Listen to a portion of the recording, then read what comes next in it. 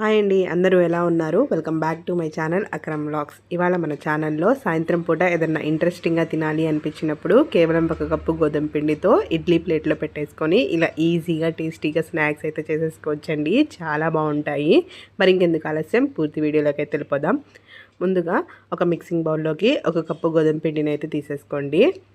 Next ఇందులోకి ఒక పావు టీ స్పూన్ వాముని, అలాగే మీ టేస్ట్కి తగ్గట్టు సాల్ట్ని కూడా యాడ్ చేసేసుకోండి. నేను ఇక్కడ పావు టీ స్పూన్ సాల్ట్ని అయితే యాడ్ చేసుకున్నానండి. నెక్స్ట్ ఇందులోకి 2 స్పూన్ల ఆయిల్ని కూడా యాడ్ చేసేసుకోండి. ఇలా ఆయిల్ని కూడా వేసేసుకున్న తర్వాత ఇప్పుడు చేత్తోనే మంచిగా పిండిని అయితే మిక్స్ చేసేసుకోండి. మనం వేసుకున్న ఆయిల్ అనేది పిండికి మంచిగా పట్టేటట్టు రబ్ చేస్తూ అయితే మిక్స్ చేసేసుకోవాలి. ఈ విధంగా చేత్తో ఆయిల్ మొత్తాన్ని కూడా పిండికి పట్టించేసిన తర్వాత ఇప్పుడు కొంచెం కొంచెంగా వాటర్ని అయితే యాడ్ చేసుకుంటూ చపాతీ పిండిని మనం రెగ్యులర్గా ఎలా అయితే కలుపుకుంటామో అదే విధంగా అయితే పిండిని కలిపేసుకోవాలండి. పిండి ముద్దలాగా ఒకేసారి ఎక్కువ వాటర్ అయితే వేయకండి. కొంచెం కొంచెంగా వాటర్ని వేసుకుంటూ మనం చపాతీ పిండికి ఎలా అయితే కలుపుకుంటామో కొంచెం గట్టిగా అదే విధంగా అయితే కలిపేసుకోవాలి. ఇలా పిండి మొత్తాన్ని కూడా ఒత్తేసుకున్న తర్వాత ఒక టేబుల్ స్పూన్ ఆయిల్ వేసేసుకొని మరో 2 నిమిషాల పాటు మర్దన చేసేసుకుంటే మనకి సాఫ్ట్గా అయిపోతుంది పిండి. ఇప్పుడు దీన్ని పక్కన పెట్టేసుకోండి. నెక్స్ట్ అయితే ఒక ప్లేట్లోకి బాయిల్ చేసుకున్న 2 కోడిగుడ్లను తీసేసుకొని ఇక్కడ చూపిస్తున్నట్టుగా లోపల ఉన్న ఎల్లో పార్ట్ని అయితే సపరేట్ చేసేసుకోండి. నెక్స్ట్ వైట్ పార్ట్ని ఇక్కడ చూపిస్తున్నట్టుగా ఒక చాక్ సహాయంతో ఈ విధంగా అయితే చిన్న చిన్న పీసెస్గా కట్ చేసేసుకోండి. ఇదే విధంగా వైట్ పార్ట్ మొత్తాన్ని కూడా కట్ చేసేసుకున్నానండి. ముక్కలు అనేవి ఈ సైజులో ఉంటే సరిపోతుంది. నెక్స్ట్ అయితే స్టవ్ వెలిగించేసుకొని ప్యాన్ పెట్టేసుకోండి. ప్యాన్ మంచిగా వేడైన తర్వాత 2 స్పూన్స్ ఆయిల్ అయితే యాడ్ చేసేసుకోండి. ఆయిల్ కూడా వేడైన తర్వాత సన్నగా పొడవుగా కట్ చేసి పెట్టుకున్న 2 మీడియం సైజు ఉల్లిపాయలను అయితే వేసేసుకొని కొంచెం ట్రాన్స్పరెంట్ అయ్యేంత వరకు వేయించేసుకోవాలండి. ఒక 2 నిమిషాల తర్వాత చూస్తున్నారు కదా, మన ఆనియన్స్ అయితే మంచిగా ట్రాన్స్పరెంట్ అయ్యాయి. ఇప్పుడు ఇందులో మీ టేస్ట్కి తగ్గట్టు సాల్ట్, అలాగే పావు టీ స్పూన్ పసుపును కూడా వేసేసుకొని మంచిగా మిక్స్ చేసేసుకోవాలి. మరో 2 నిమిషాల తర్వాత మనకు ఆనియన్స్ అయితే మంచిగా మగ్గాయి. మనకి ఆనియన్స్ అనేవి బ్రౌన్ కలర్ రావాల్సిన అవసరం లేదండి. ఈ విధంగా మగ్గితే సరిపోతుంది. ఇప్పుడు వీటిని పక్కగా బౌల్లోకి అయితే తీసేసుకోండి. చూసారు కదా, ఇలా ఆనియన్స్ని నేనైతే పక్కన బౌల్లోకి తీసేసుకున్నాను. ఇప్పుడు నెక్స్ట్ అదే ప్యాన్లోకి ఆయిల్ అయితే సరిపోతుందండి. మనం ముందుగా కట్ చేసి పెట్టుకున్న కోడిగుడ్డు ముక్కలను అయితే వేసేసుకోవాలి. వేసేసుకొని ఇవి కొంచెం గోల్డెన్ కలర్ వచ్చేంత వరకు వేయించేసుకోవాలండి. 2 నిమిషాల పాటు మీడియం ఫ్లేమ్లో వేయించేసుకుంటే మనకి ఇలా మంచి గోల్డెన్ కలర్ వచ్చేస్తాయి. ఆ తర్వాత మనం ముందుగా వేయించి పెట్టుకున్న ఆనియన్స్ని కూడా వేసేసుకోవాలి. ఇప్పుడు ఈ రెండింటిని మంచిగా మిక్స్ చేసేసుకొని మసాలాలు అయితే యాడ్ చేసేసుకోవాలండి. 1 టేబుల్ స్పూన్ కారం, అలాగే 1 టీ స్పూన్ ధనియా పౌడర్, 1/2 టీ స్పూన్ జీలకర్ర పౌడర్, కొద్దిగా గరం మసాలాని కూడా వేసేసుకొని మంచిగా మిక్స్ చేసేసుకోండి. ఈ మసాలాలన్నీ మన ఎగ్ కర్రీకి మంచిగా పట్టేలాగా గరిటెతోటి ఈ విధంగా మిక్స్ చేసేసుకోండి.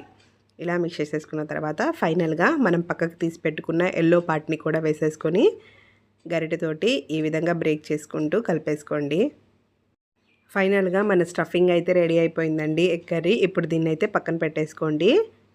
ముందుగా మనం ఒత్తి పెట్టుకున్న చపాతీ పిండిలో నుంచి కొంచెం పిండిని తీసేసుకొని ఇలా రౌండ్గా బాల్స్ లాగా అయితే చుట్టేసుకోవాలి.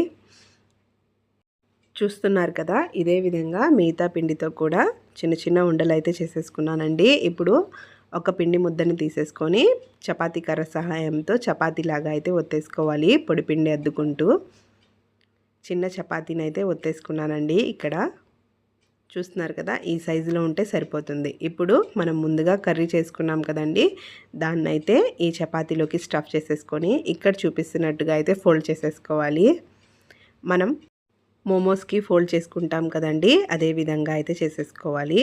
ఇలా మంచిగా ఫోల్డ్ చేసేసుకున్న తర్వాత కొంచెం ప్రెస్ చేసేసుకోవాలి. ఇదే విధంగా మిగతా వాటన్నిటిని కూడా చేసేసుకున్నానండి. ఇప్పుడు మనమైతే వీటిని కొంచెం ఉడకబెట్టేసుకోవాలి. దీనికోసం ముందుగా 2 ఇడ్లీ పాత్రలను అయితే తీసేసుకొని దానికి ఆయిల్ అయితే అప్లై చేసేసుకోవాలండి. ఇలా ఆయిల్ తోటి గ్రీస్ చేసుకోవడం వల్ల మనం ఇందులో పెట్టుకున్న స్నాక్స్ అనేవి మనకి ఈజీగా అయితే వచ్చేస్తాయి, ఏమీ అంటుకోకుండా.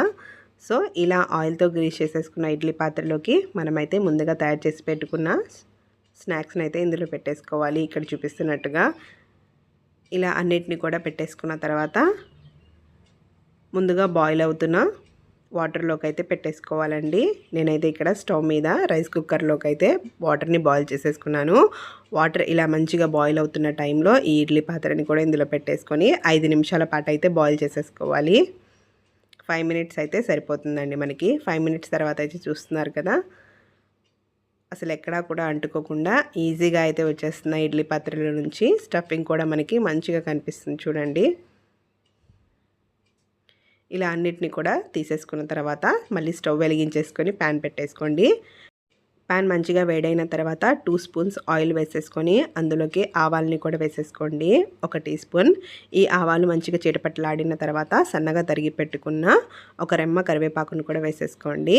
నెక్స్ట్ అయితే అవి కూడా చిటపటలాడిన తర్వాత మనం ముందుగా ఉడకబెట్టుకున్న స్నాక్స్ని అయితే ఇక్కడ చూపిస్తున్నట్టుగా అయితే ప్లేస్ చేసేసుకోవాలి. ఇలా ముందుగా ఇడ్లీ పాత్రలో ఉడకబెట్టుకొని ప్యాన్ ఫ్రై చేసుకోవడం వల్ల మనకి చాలా తక్కువ ఆయిల్లోనే టేస్టీ స్నాక్ అయితే రెడీ అయిపోతుందండి. సో ఇలా ఒక సైడ్ మంచిగా వేయించుకున్న తర్వాత రెండో సైడ్కి ఫ్లిప్ చేసేసుకొని మంచి రంగు వచ్చేంత వరకు, గోల్డెన్ కలర్ వచ్చేంత వరకు వేయించేసుకోవాలి. చూస్తున్నారు కదా, అటు ఇటు తిప్పుకుంటూ మంచిగా వేయించేసుకున్నాను నేనైతే. స్నాక్ అయితే మనది మంచి కలర్ వచ్చేస్తుందండి. ఇప్పుడైతే వీటిని పక్కకు తీసేసుకుందాము. ఈ స్నాక్ తినడానికి చాలా టేస్టీగా ఉంటుందండి. ఒక్కసారి మీ ఇంట్లో తప్పకుండా ట్రై చేయండి.